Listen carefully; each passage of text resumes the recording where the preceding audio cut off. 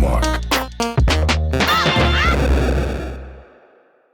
What's up, guys? Welcome to BitCast episode 81 for the week of August 23rd, 2020. I'm your host, Jake Martin, and in the studio this week, we have, once again, Mark Erickson.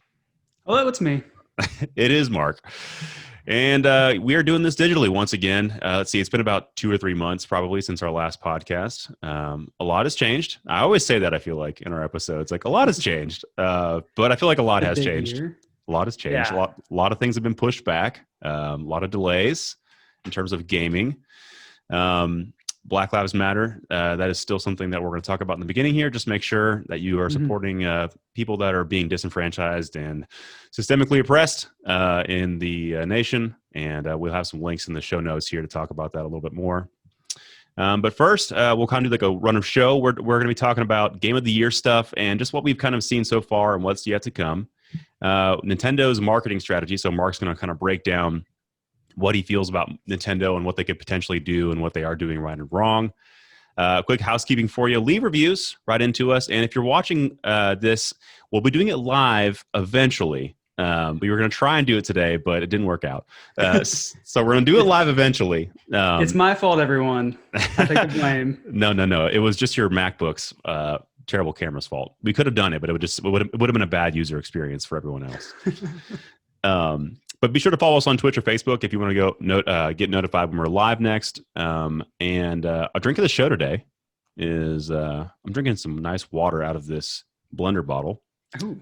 Don't be fooled. I don't actually work out, but this is just a bottle that I've had for a while, so that's what I'm sipping on. You got a drink over there? I do. I do have water too. Mm-hmm. A healthy boy. Yeah, but I also have this Glutenberg Red Ale. Ooh, respect. Which is a gluten-free beer. Nice. I have to do that. That's a good choice. Unfortunately, all the gluten-free beers have bad puns, just to remind you that you can't have normal beer. Yes. That's how it is. But this one's good. I would have a beer with you, but my stomach has been on the fritz these past couple of days. So I've been like trying to like moderate my diet and just make sure that I'm only eating healthy things for a little while. So I'm just like even keeled right now. Yeah, I feel It's that. been good. It's been good. These are the joys of growing up and just making sure you're taking care of your body. It's awesome. Love it so much. Oh, so fun. But before we jump into the actual show, this is one of my favorite segments. It'll be interesting because we haven't talked in a while, but I want to know, Mark, what are you playing? Oh boy, do I have an answer for you on that.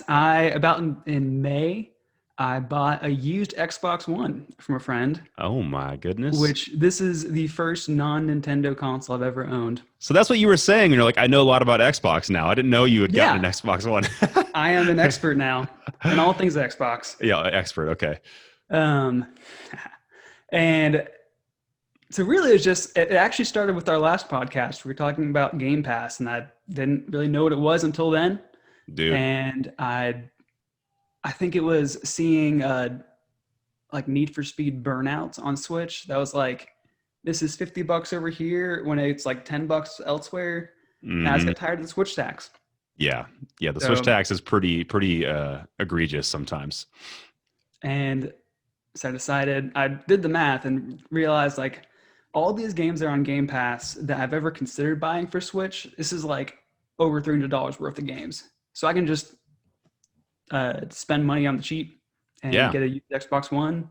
Dude. And been loving that. And some highlights that I've played so far are Ori and the Will of the Wisps. Nice.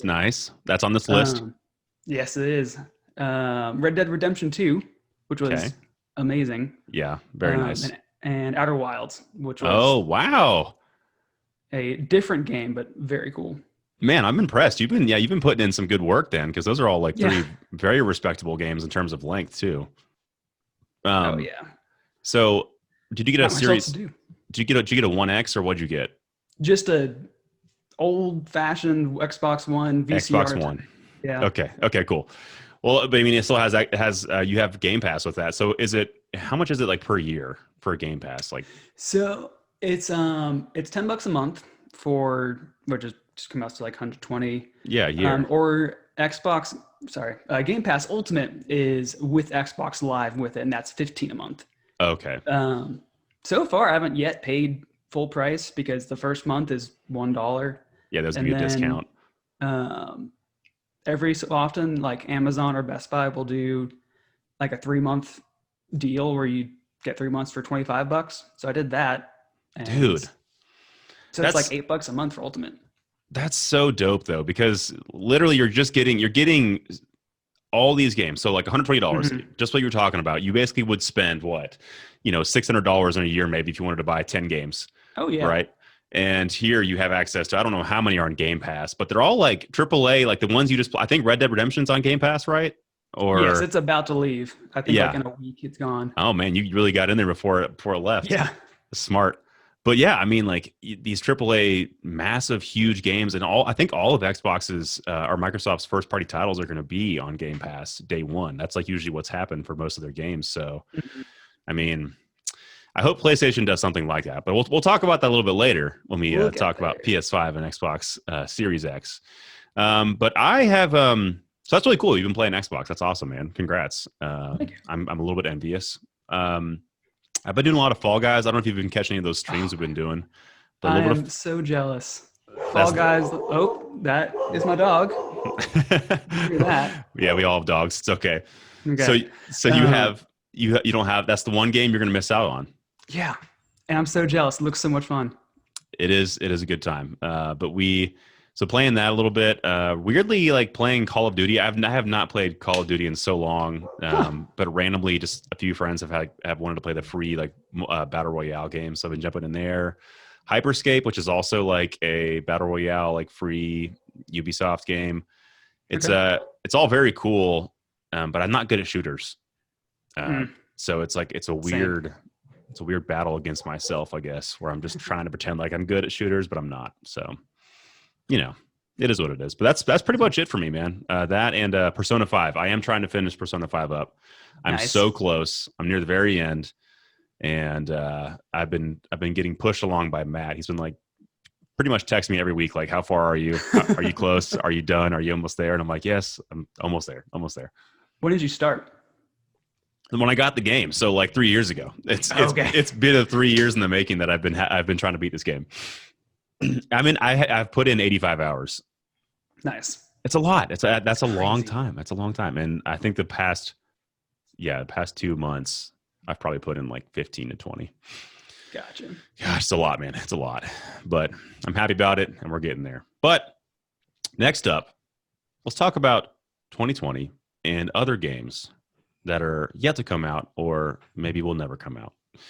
So I kind of wanted to start this conversation off by like talking about, the last podcast we actually did talk about like what our expectations were in 2020, the state of gaming, basically, where we were What seeing did we things know going. back Yeah. then? We didn't know very much. And things have changed again. So just to look at like month by month, kind of what's happened, I've listed out some stuff that's already come out, and these have all been like pretty big releases or pretty well received games. There's a ton more than this, obviously, and some excellent games outside of this list, but these are the bigger ones that I could think of. So in February, I mean, January was dead. I don't even know if January 2020 really had anything major.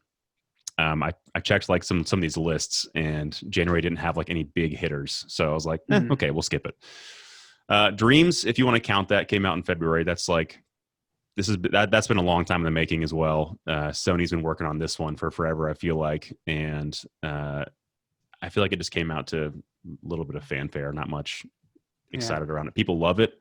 People that like it a lot, and it's really cool. My buddy just got it for. He has a VR. He has PSVR, so he's like been messing around in there, and he said it's Oh, awesome. nice. But it's okay. February was okay. Animal Crossing, that was pretty huge. We had that was in March. Half-Life Alyx, Ori and the Will of the Wisps, and I didn't list this one on there, but Doom Eternal. So March was a pretty big Oh, yeah. month for everyone in terms of releases. So that was kind of like a big hitter. And Yeah. then it kind of got quiet again. So you have Final Fantasy VII Remake, which I didn't play, but I heard great things about. Speaking of Will of the Wisps, I can never say that word. I hate that word. Wisps. Wisps. Wisps. What'd you think about it? It's fantastic. Like it does everything that Ori and the Blind Forest does better. Okay. Like improved on every possible thing that could happen. Like combat itself is so much better. Yeah, I mean, it's it's definitely like I've only played like halfway through. I'm gonna share my screen so you can see this beautiful gameplay here, and mhm. hopefully it's muted. But it's it came out, and I feel like not a lot of people still knew about it. Like this game has been like super well received, but not a lot of people were like really talking about it. Like it was something like that was majorly, I don't know. But this like Xbox has been so quiet, I feel like. Yeah, that's true. It just I mean, would you say that this is going to be like Xbox's only big release this year? Because I mean, I don't really see much else on their plate after this. That would be weird to think about.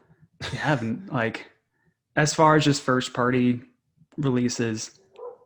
I guess now that I'm sure we'll get to this, but now that Halo is no longer a 2020 release, Yeah, dude. like that this could be their major release. It was pretty much this, and then like maybe a Forza game or something else like that. Like, I mean, there's Yeah, some other ones, but like in terms of big unique releases, I'm not really seeing like major big dog stuff. And I'm sure people are going to know more than I am about Xbox, but sure. I know like Which Ori is fantastic. Like if that's the game, then that's the game. It's an awesome game. that's It's great. just not a triple A game. Yeah. So I'm glad to hear that it was good though. Uh, Minecraft Dungeons came out in May. I did not play this game either, Nope. but it looked cool. It's like a Diablo-esque take on Minecraft, which I love. Anything kind of like that. I like Gauntlet Legends, those kinds of games. So no real opposition there on that. Last of Us Part Two was amazing. That came out in June. Valorant also came out in June, which is like a CS:GO, I guess competitor or another game very similar Mhm. like that. Very, very skilled people play that game. I have not played it. Probably never will because people in that game are way too good. Ghost of Tsushima came out in July, which was well received. A game that I don't know if I have like any desire to really play it that much. It looks really cool. I don't think it's on Xbox. It's not. No. Yeah, it's Okay. a it's Yeah, so I a have it's no a way to Sony play it. exclusive. Yeah. But it looks beautiful.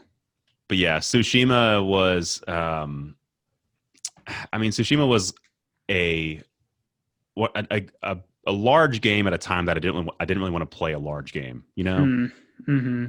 You get those games. You're like, I don't want to jump into this right now. This is too And that's much. probably coming right after Last of Us for you, right? Yeah, I was like, I've already played like a kind of heavy, gritty game that's been a lot of hours. Like, I don't want to. I need to take a break. And then, hey, Paper Mario Origami King came out, and that was great. There you go.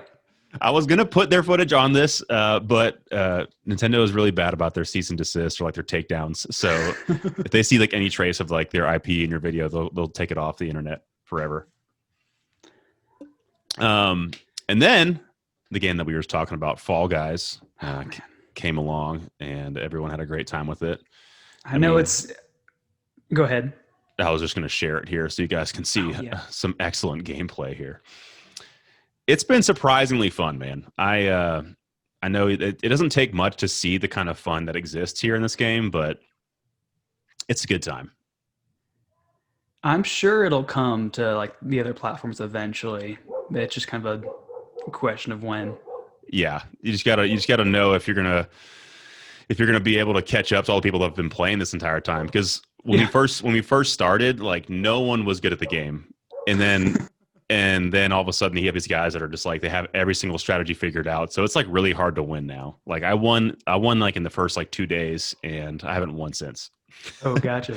Yeah, everyone's learning and picking it up. But yeah, it's like a Wipeout meets like Mario, I guess, or something like that. Like it's I've heard some comparisons to like the best of Mario Party. yeah, yeah. They kind of, It's just like it's mostly skill based. You feel like you're in control. The controls are very very simple. It's like jump and run. That's all you got to do. But it's been a welcome surprise. It's a game that I play and then immediately play something else afterwards. It's kind of like a palate cleanser. mm, little game dessert. It's right. You want to jump in and change up to something else, play some Fall Guys in between, and you're good to go. And then last, or actually not last, Well, yes, the last big release so far in August, Microsoft Flight Simulator. Have you seen It's a this? little bit. It's kind of a surprise hit. Yeah. I- it looks like super cathartic to me. I don't know how you Hmm. feel about it. The um, the major thing I've seen come out of it that's hilarious is there's the way that they construct the world just through satellite stuff and everything and all that Hmm. data. And there's just this random 280 plus story skyscraper in I saw that. Australia. I saw that. And apparently it was just because of a typo in the code. That's Yes. it. But there's now like small cults around the spire in Australia. Yes. Yeah, dude, it's happened. There's also been like some issues with certain famous landmarks not being correctly like modeled. Yes. And so like oh gosh, like Buckingham Palace, I think, is just like it looks like Yeah. a parking garage or something like that. Right. I saw one that was like Machu Picchu is like a brutalist structure. Yeah, you're like, oh, I don't think that's what that actually looks like in real life. But nonetheless, really, really cool. I don't think I'd have the patience. I'm sure you can like speed it up so you don't have to like sit there and fly the entire time to go from like here to Tokyo or whatever. Hmm. But it would be cool, honestly, just to be able to fly around a city, and just look around. Just Just like, chill. oh, look, yeah, there's my house, or there's that famous landmark over there. Like fly underneath the Golden Gate Bridge or something like that. That'd be kind of cool. It just seems like a bunch of like, oh, dude, what if you can do this? Like, oh, I wonder if this is over here. It's a lot of just like exploring, I guess. Yeah. But it's a surprise hit. So actually, I guess that would be one other major hit for Xbox, is Oh, Microsoft that's Flight true. Yeah. Simulator. That's theirs. So there you That's go. it. There you go. But it's a niche game, or a niche game, I would say. No idea. Yeah, yeah. So it's unfortunately it's kind of there were other games slated for earlier in the year. I know Cyberpunk and a few other games had gotten pushed back to the end of the year. Hmm. So really, this lead up until August, this is sort of like a pseudo mid-year check-in, but really it's been kind of light, I would say, and especially on the Nintendo front. I Yeah. was kind of expecting like because like I think the previous 2 years they had almost have like a mainline Mario title or Nintendo first party game put out every single month. Right. And I mean, obviously, COVID-19 has drastically impacted production, but I was hoping to have like some organization or some bigger hits, and that Something. Yeah. yeah, Paper Mario was great, Hmm. and Animal Crossing is amazing. Yeah. And but I really like truthfully, I haven't spent a lot of time on my Switch lately because there hasn't been like a big thing to pull me back in.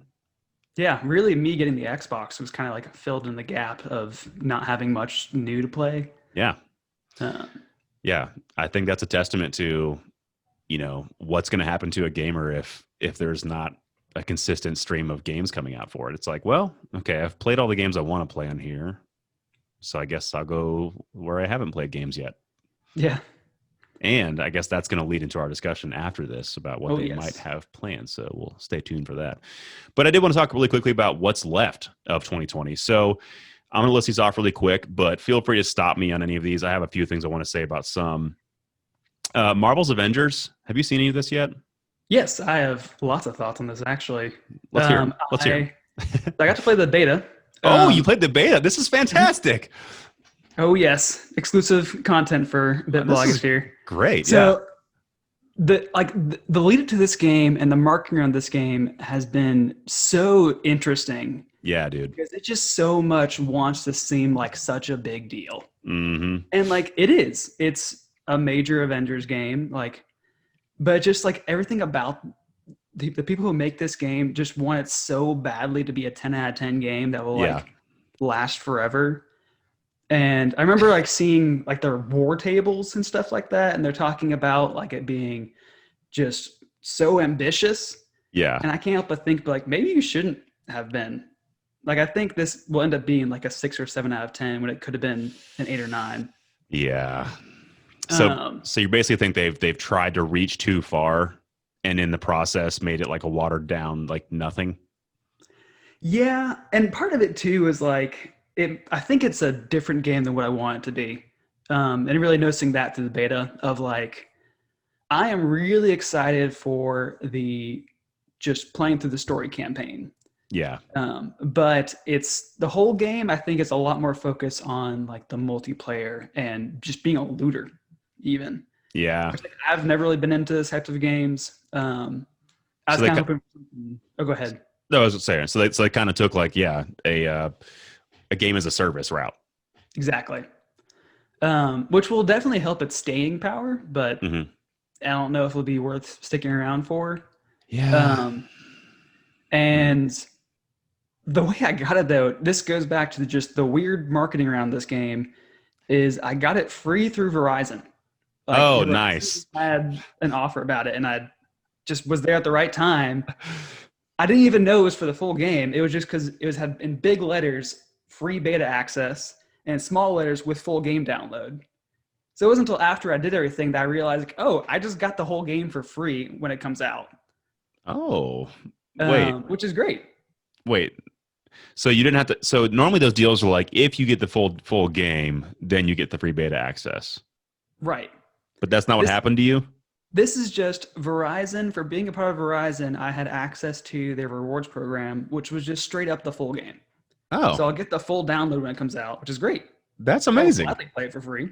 Congrats. Well, there you go, man. Yeah, it's free game. You can't. I mean, you can't complain there. Oh yeah. All of your complaints go away. It's fine. It's Like fine. my plan with this game was to like wait 3 to 6 months and wait for it to go on sale. Yeah. And I think that's what I'd say is to still do because it'll be better by then too. Yeah. I, I'm kind of in the same boat as you. What I've seen, I haven't been impressed with. They really hooked a lot of people by saying it was going to be a fully built RPG in the Marvel's Avengers universe. So everyone was like really excited about that. And then when you actually get the product, you're just kind of like, not really what I was expecting. Yeah. And I don't know what we were expecting, but I think whatever this is not it. And I think that's Yeah. that's the case for a lot of people. So It just got old quick yeah. and it's repetitive. And so I hope they add more variety into it as it goes. Yeah, me too. Me too. But I'm hopeful. I'm hopeful they can kind of fix it and get it going. So Tony Hawk's Pro Skater 1 and 2, September 4th, which looks awesome. Looks great. I've been reading a lot of great things about this. People love it. I don't know if I'll pick it up only because like I've played the games. It might be fun to revisit those. I know it'll be like very nostalgic to like hear the soundtracks and play some of those courses. But that to me, like Tony Hawk's Pro Skater 1 and 2 are games that I could see myself very easily picking up and putting back down like very quickly. Yeah. I'm like, oh, this is really cool. This is great. Okay, I'm not going to play it anymore. Sure. Yeah, that makes sense. Yeah. I am ready for this to usher in the next trend in extreme sport video games coming back. Yeah. I would like a snowboarding game again. We need one of Yes. those. We need one of those at least. Crash Bandicoot 4. Actually, I should have labeled the actual title of this, but the new Crash Bandicoot comes out in October. Right. That looks exciting. Have you played any like the new remasters like Spyro, Ratchet and Clank? I haven't. Okay. No. So I played the Ratchet and Clank remaster on PS4. It was free on PS Plus, and it was excellent. It was really really good. And I think those games, it's kind of like Fall Guys, where they're sort of like you have to play them at the right time because sometimes they're too shallow or like too I don't know how to describe it. They're just like not enough sometimes. So you're just like, yeah, this is like really beautiful and like fun to like move through, but I don't feel like I'm really getting much like story out of this, or I'm just kind of going through it and smacking things and then clearing the level. Yeah. So that's kind of maybe like what Marvel's was for you, but like for like those new third person platformers, I'm just kind of like, there's a little more here. So that maybe there's more story or something like that. I'd be interested. Which it's interesting how that works much better for Switch than everything else because like the console itself works well to pick it up and put it down in quick bursts. Yes. That's exactly right. So like any of those remasters like Spyro that came to Switch, I'm tempted to buy Spyro. I'm like, that'd be a good game to have on the Switch, but I'm like, I don't know if I'll ever play it. There's like three full remasters in there, and I'm like, that's a lot of Spyro. Star Wars Squadrons, which a lot of people are excited about. October 2nd as well. This is I don't know if it's like the sequel to Rogue Squadron, but it is like the next Star Wars starfighting game. Spiritual successor, as they Yes. say. $40. I think it's going to be priced a little bit less than a full price game because I don't think it is like, it's not saying it's going to be all these extra things. It's just going to be basically like a Star Wars space fighting game. Looks pretty cool. Pikmin 3. This is a remaster or a port of the one on Wii U. Is that correct? Yes, it's the Pikmin 3 Deluxe. So it's the port. Yeah, Deluxe. I should have put that title in there as well. So I'm not sure. Not sure about that one. I didn't play it on Wii U. Are you a big Pikmin guy? Have you played them before? I haven't played any of them before. Yeah, I just I know think it could be. Yeah, it's like a top-down like asset management, tower defense kind of esque game where you're trying to move your troops into certain areas and have them collect things and bring them back. So, it could be good on Switch if they use touch controls on the tablet mode. That'd be cool. Yeah, that'd be a nice feature. All right. Paw Patrol Mighty Pups Save Adventure Bay comes out November 6th. I thought I had some footage of this, but sadly, I think I actually closed out of the window on that one. That's you put that on Game of the Year contender for you? Is that? Oh, yeah. Yeah. There's nothing more we need. I just move up for Last of Us. I just thought, cancel Cyberpunk. Paw Patrol Mighty Pups Save Adventure Bay. Cyberpunk 2077, November 17th. That has a lot of people hyped up. And I think we might have talked about this, but I have been a bit iffy on that game only because of how big it is on how big they're promising that game to be. Yeah. And I'm like, I don't know if I want to get into that. It's a lot. That's a lot to deal with. Too much choice. Too much choice is too much sometimes. Yeah. Breath of the Wild 2. Do you think it's coming out this year? I am much less sure about that than I was back in February. Man. It could be, that could be amazing if that's like they pull it out of the hat and is here. Dude, I think go ahead. I'll say if they sneak release Breath of the Wild 2 on us. Saves 2020 just by itself. Everyone's happy again. It's great. The coronavirus has been forgotten. Breath of the Wild 2 is out. It's fine. Yeah, that'd be amazing. I am massively excited for this, but I just don't think, based on like, we haven't heard anything about it. So I'm just kind of I'm cautiously optimistic, I guess. I'm still hoping it'll come out, but I'm like, it might not. And I've seen stuff too that like next year is Zelda's 35th anniversary. So this could tie into that. Similar to Mario stuff. Yeah, we'll talk about that in a second with your marketing strategies for Nintendo. But 2020 was supposed to have held something for Mario, so we'll see what that looks like. And then Metroid Prime 4. This is on the list because it was we don't really even know if it's going to come out this year or not. I don't think they've even given us a solid date. So I just put it in there because I'm hopeful that maybe it'll get released sometime, but sometime before 2024. Yeah, that's definitely not coming out this year. I'm going to say with confidence right now that's not coming out this year at all. No way. So speaking of Nintendo, though, actually, before we jump in there, so right now, looking at this list, what would be your game of the year vote for something you've played this year? Or just maybe you haven't played it. It can be whatever you want. What do you think is going to win Game of the Year? How about that? If I just had to throw out a guess, probably Last of Us. Yeah. My personal choice would be Animal Crossing, just because I think that's like, in a different sense, that's been Game of the Year for like the cultural zeitgeist overall. Yes. I would say that Animal Crossing wins most valuable game of the year. It is the game that has brought light to so many people and just like brought people together like, oh, this is great. And I can just not think about the sadness in the world right now and just go take care of my little house and my villagers. The mortgage I can pay off. Yes.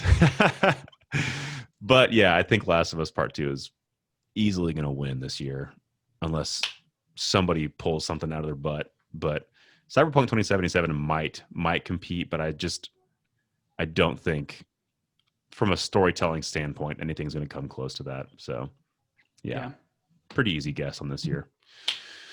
And not a bad year, honestly. I mean, it's not a bad year in terms of games. I think we've had worse years, and we've gone through a pandemic, so there's not much to complain about. It still is the best time to be a person that plays video games, because I mean, there's so many games that come out, so many indie games, and so many awesome things that are happening. So, did you see the Indie Direct recently? I did.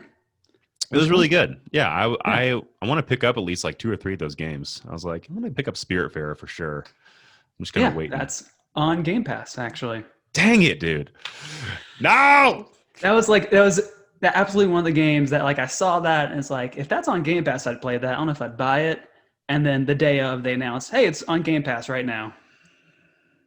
Dang, dude. Game Pass is sounding better and better every single day. Gotta get in it. It's great. I wonder if I can download it on my PC and just play it on my computer. Yeah. Does Game Pass exist on the computer? Mm-hmm. It does. Oh I think it's cheaper for just PC. It might be $5 a month. But I have a Mac. Oh. So how does that work? I don't think that works. I'm sure Windows is not going to limit themselves to not allowing you to get Game Pass on a Mac. They're going to try and get that money somehow. Anyways, we'll talk about that later. So Nintendo. So you want to talk about some Nintendo's marketing strategies. So this is Mark's hour to walk us through some Nintendo stuff, and I'm just gonna jump in with my own thoughts every now and then. So take it away, man. Sure. Yeah. So it's been a weird year, and I like thinking back to when we were first like talking in February of just how like there's so much unknown. Like it's been so long since Direct. Like we don't know what's gonna happen, and that was exciting. And now it's like there's so much unknown. We don't know what's gonna happen next, and that's kind of concerning now. And we still don't have a Direct. It felt like such a long time in February, and now it's been almost a year since like a full-on 30 to 40 minute general thing. And instead, they've just been doing like Paper Mario was just announced on Twitter with no fanfare, just put on there, posted, and sent off in the world with like less than 2 months leeway before the release itself. Yeah. It was very quick marketing rotation. Mm-hmm. And then besides those, like Paper Mario and Pikmin 3 were kind of those two Twitter drops. Yeah. Everything else has been kind of like you can't fault Nintendo for it, but it feels like a marketing fumble. Yeah. Like they had their Nintendo Treehouse, which was like a bunch of gameplay for Paper Mario, and they teased that there's gonna be a game announcement from Way Forward, and ended up being like on Bakugan. Yeah.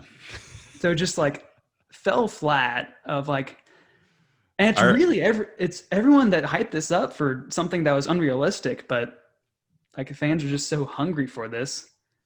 Well, I mean, like Nintendo fans in general, they've like tried to predict when the next big announcement's going to be. Like this is like almost a meta game for a lot of Nintendo fans now. Is like they like, okay, well, Nintendo Directs are released every this many days, and typically there's mini Directs this many days in between. And with recent releases, we know about these games, and they're only going to talk about these games because they're ones that are coming out this year. So you can only expect this. And there's so much like detective work that goes into every pre-Direct showcase that like no matter what, typically everyone's disappointed or like, oh, this isn't what I was expecting. It's just kind of inevitable.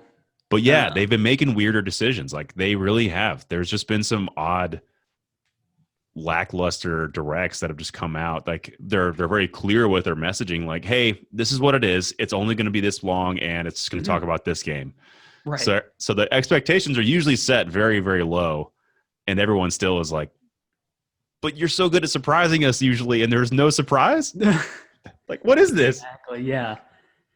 And like there just hasn't really been anything big, and like we would have expected a big around E3 early June announcement, and then I think rumors came out that like Nintendo didn't say this themselves, but like reports came out that they weren't doing that, and ever since then they've been doing the partner showcases, which is just like these short third-party things.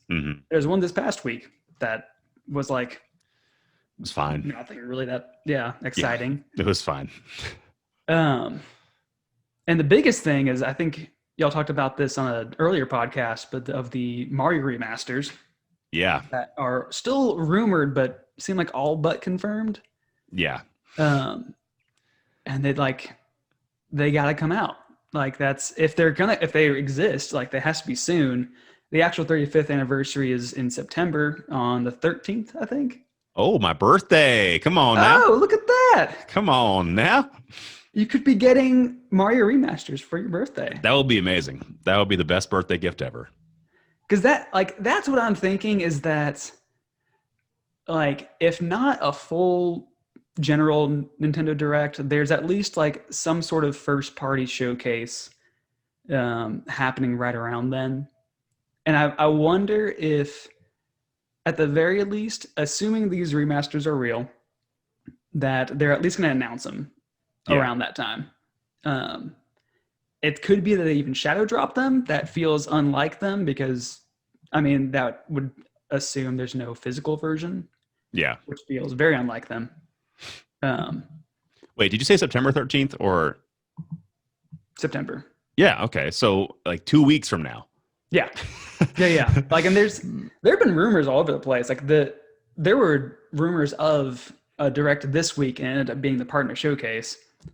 So people have like good resources. It's just not quite exact. Yeah. Well, and here's the thing too. Like video game companies in general have been reporting like record profits during this time because this is what everyone's doing. They're just playing video games, and especially Nintendo. Like so many families have bought Switches now because their kids are stuck at home with them. Right. So it's not even like a marketing dollar standpoint, because when you were talking about that, I was like, maybe they're trying to save money on like marketing messages, and they've realized that they can just put the game out and so many people are going to buy it still because no one has anything else to do. You know, like they're not competing against anything. The only thing they're competing against is like Netflix and other stay-at-home activities. So like from a marketing standpoint, I was like, well, I mean, yeah, they probably are like making way more money right now and they don't have to market as much because people will buy their games and just know about it because everyone's on their phones, everyone's on their computers right now. And they're like, oh, crap. Nintendo just tweeted out that these remasters are coming September 13th. Like, let's pre-order now. But even still, you would think with something as big as these rumored remasters that they would have done something. They would have talked about something by now. And like what you're saying too is that's the thing as well, is that like despite not having much coming out this year, Nintendo's doing fantastic. Yeah. I forget they had like an earnings report recently and like it was astronomical. Yeah, I think I don't know if this is really true, so take it with a grain of salt, but like, I think it was up like 500% compared to last year. Yeah. Like that quarter last year. It was something like that. It's ridiculous. Just massive amounts of money because everyone's buying their systems. Like I've had multiple people text me like, hey, do you know where I could get a Switch at? Because like, I guess I'm their only I'm on their only gamer friend. So they're all like, where can I get one? And I'm like, I have no idea. I haven't been actively shopping for a Switch because I have one. Right. You know? Exactly. Yeah. Like, I've had like 5 or 6 friends all get Switches this season. JMO, man. Shout out to JMO. I don't think he's playing anymore. I don't think he's playing that much. He's dropped off a little bit. He owns Breath of the Wild and has not started it yet. Jonathan. So he's getting called out on this podcast right now. Yeah, I'll make sure to put a timestamp right here on this for the Jonathan call out so he knows how embarrassing it is. But that's so all the new people are getting Switches, and once they get tired of Animal Crossing, like they still have a dozen like must-have Switch games to go on to. Yeah. So all these new people, they're not wishing for more new games because they have so much to go to. Yep, that is true. Yeah, I had a friend recently put like a poll out on Instagram. She's like, what games? I just got a Switch. What games should I buy? And I'm like, there's so many. So I was like, you need Animal Crossing. You need Legend of Zelda. You need Mario Odyssey. You need Gris. You need, I was just like going through all these amazing. And then like, I didn't even touch the surface of the indie titles yet. Right. And so it's like with them not releasing new stuff and like there's not much marketing going on around like upcoming games. Yeah. The only people who are losing are people like us who just enjoy talking about them and are like enjoy the anticipation. Have already played all the games that they've put out. It's like we've been here since day one. We've played all these games. So we're just waiting to see what the big next thing is. Because for anybody that's just jumping on, it's a great time. And you have so much time now to play all these amazing games. Whereas like if you've been playing from day one, we've probably already played all the ones that you would need. I mean, I got this whole stack. Got this whole stack of games right here. Yeah. And I've played through all of these, except for Fire Emblem Three Houses. That one I'm having a hard time getting through. I don't blame you. It's another huge RPG, and on top of Persona 5, I don't think I'm going to want to go into another RPG after that. So just a lot of time. We're just going to wait on that one for a little bit. Yeah. But it is like it is a great time to be a Nintendo gamer. But I don't know. I don't know what to expect. I mean, I guess we do know we do something of what that we can expect with their reported Switch 2, I guess. Have you read up on this yet? A little bit. Which I always like the Switch Pro, new Switch. It always seems to come up all the time, and I always like roll my eyes at it. But something about like these latest reports seem like, oh, this actually might be real. Yeah. So this is from The Verge. This is like 4 days ago or 3 days ago. So breaking news. Yeah. Nintendo is planning to release an upgraded version of its popular Switch game console next year, according to the reports in Taiwan's Economic Daily News and Bloomberg. It'll come out in early 2021, and it could be the first serious performance upgrade to the Switch since its release in March 2017. Bloomberg says Nintendo has looked into including more computing power and 4K high-definition graphics. Maybe a potential better battery life, smaller form factor, more power efficient. Not much else. Maybe like updated charging. But I think it has USB-C actually, so I don't know how much more update you could get with that. Yeah. But I mean, this is like multiple sources have like, or multiple news outlets have reported on this. Right. And this is like what it could have been the whole time too, of all the past reports on it. Yeah. But then like Nintendo kind of hushed those down, and then they let out the Switch Lite, Right. And we were like, oh, okay, so it's just like a only handheld version that's cheaper, but doesn't do as much as the Switch. It doesn't actually switch, so I don't know if I want that or not. But that served its purpose too. Like so many families have just a Switch Lite, and like 3 kids have them, and they're good to go. Yeah. But I mean, do you think so? Kind of moving now into the final echelon of this conversation of our topic today. So PS5, Xbox Series X, and maybe a Switch 2 or whatever we're going to call this thing, coming out 2021 for Nintendo, 2020 for PS5 or Sony and Microsoft. Right. Like, I'm trying to think how to phrase this question. Who do you think is going to be faring the best when this all kind of hits the fan? Like when it all starts coming out? That's hard to know. And like similar to like what I was saying of we don't really know kind of what, like back in February, we were talking back in February, we don't know what's going on. Like now it feels like we're kind of in like season 5 of Lost territory where it's like, we have answers to some questions, but we have more questions, and there's some questions that were just never answered. Yep. And like overall, just from what it seems like right now, I think PlayStation is better kind of situated. There is there's been talk about the Xbox Series S a lot, which is also like all but confirmed, which could be a major game changer.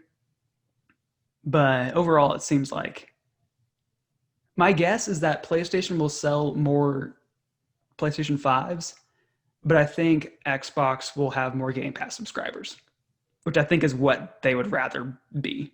Interesting. Yeah. I mean, because that cost them nothing. And well, not nothing, but it seems like a much more cost-friendly and sustainable business model where every console launch, typically the hardware cost is almost the same amount of the actual price of the unit. So like Sony, I think when they marked the PS4 to $400 for when they first announced it, I think there was like reports of them almost selling it at a loss.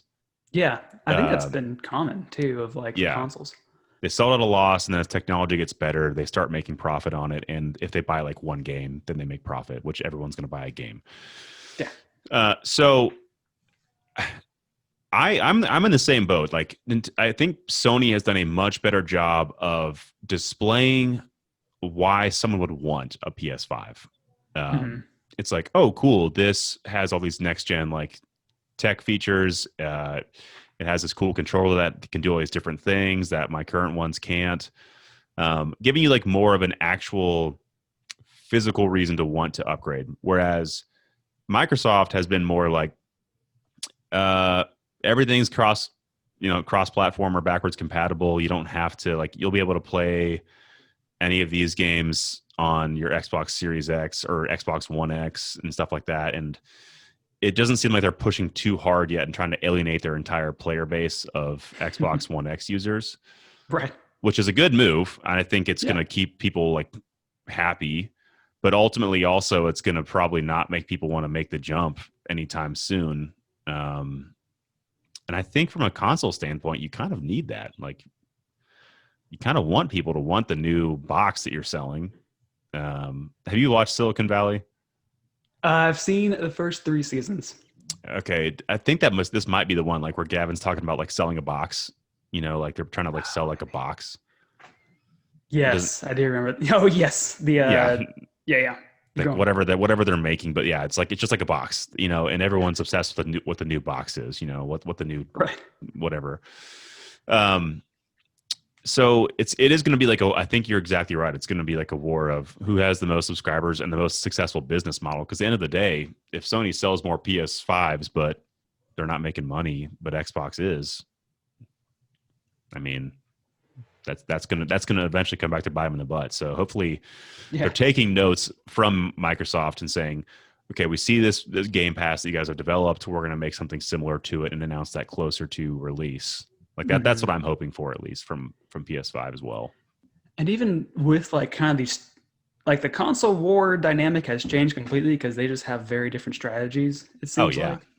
And I don't remember where I heard this from, but I cannot take credit for it. But someone pointed out that like Microsoft is predominantly a software company. Yeah. And you see that in Game Pass. And like Sony is predominantly a hardware company. They make TVs and whatever. Ooh. And so they're emphasizing more the hardware.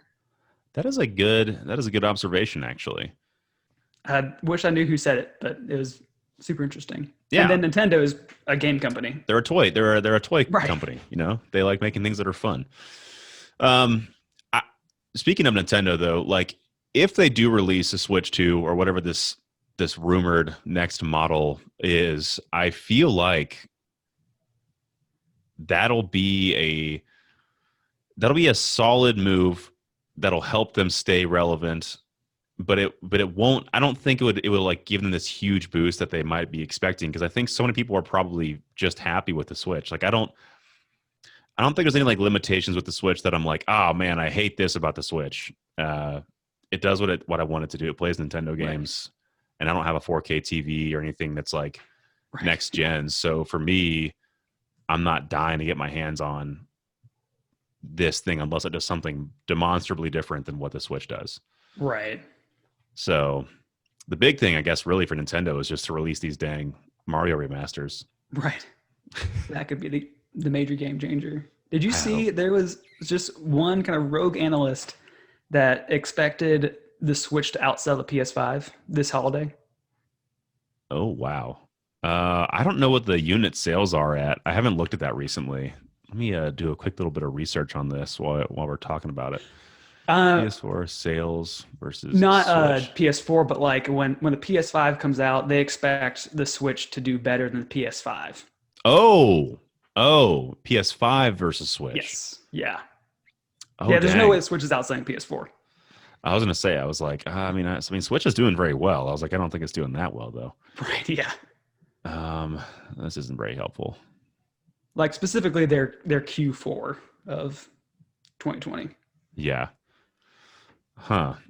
Yeah, I think well, I guess you mean like from a production standpoint, like PS5 won't be able to they won't be able to produce.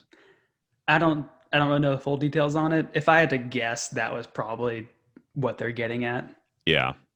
That sounds like what we would like the biggest limiter for them is just they don't have the resources to be able to produce that many PS5s yet. Whereas there's so many Switches already out in the wild and other places being delivered right now. So it's like they can kind of combat supply shortages easier or more easily. Doing it all year, really. Yeah, for real. I know, because everyone's buying them. But yeah, if they can figure out how to stay ahead of demand up until the holidays, then they're good to go. But yeah, I don't know, man. Nintendo is a dark horse. They really are just a dark horse. Who knows what they're going to do next? I think that's what makes them fun. But we live in the golden times right now where Nintendo's doing well. I kind of shudder thinking about the Wii U a little bit. I'm like, oh gosh, it's so bad. I was so irrelevant back then. It was so sad. Oh man. But yeah, that's. I don't really have much else to talk about in terms of 2020. Do you have anything else you wanted to throw in there? That's all I got. Yeah, man. Well, this has been fun. I love covering what the state of the gaming industry looks like. So thanks for jumping on, man. I appreciate it. Yeah, thank you. Had fun too. Unfortunately, guys, that is the end of our podcast. Remember, BitCast is sort of a monthly, weekly podcast that happens every now and then. Be sure to follow us on bitbloggers.com or Twitch or Facebook or Instagram. Be sure to send emails or topic suggestions or anything else you want to talk about video game related to bitcast@bitbloggers.com. Mark, once again, thank you so much for being on the podcast, man. Appreciate you. If people want to follow you, where would they go? Twitter, Instagram. I am at Mark Son of Eric, which Twitter there's an underscore between Mark and Son of Eric, and Instagram there's a period. There you go. Well, and Eric is spelled ERICK. CK. Yeah. See, that's a good differentiation to make because some people wouldn't know that. A whole lot out there. So yeah, go follow Mark, Son of Eric, for all of your insightful topical news. I don't even know if he posts anything on social media these days. I don't post that much, so if people do go there, don't get mad at Mark if nothing's on there. But until next time, guys, this has been BitCast. Thanks for tuning in. Talk about some stuff.